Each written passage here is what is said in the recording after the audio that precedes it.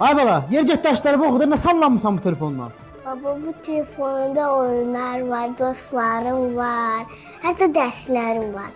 Görək, biz o vaxtda dostlarımızı görmək üçün 3 kilometr piyada yol gedərdik. Hələ birində mən dostumu görməyə gedəndə dostum evlənmişdi.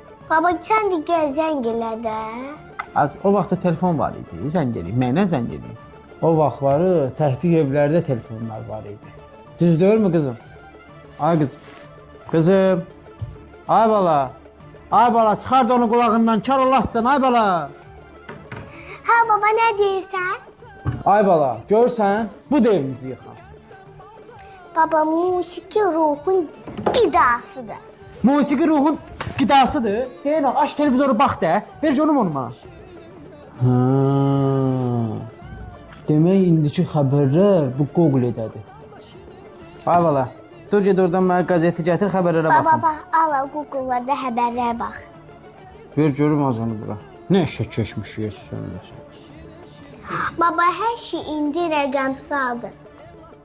Yox qızım, nə qədər də hər şey rəqəmsal olsa, insanda ruh deyilən bir şey var. Kitabın qoxusu, qəzetin xışıltısı, bunlar başqa idi, ay bala. Baba, gəl sənə çəkim, səni məktəbdə göstərəcəm. Hə bala, çək görək nə olur? Özə məni filtrsiz çək. Təbii, mən özümü təbii sevirəm. Baş üstə. Mən zaman dayıyam.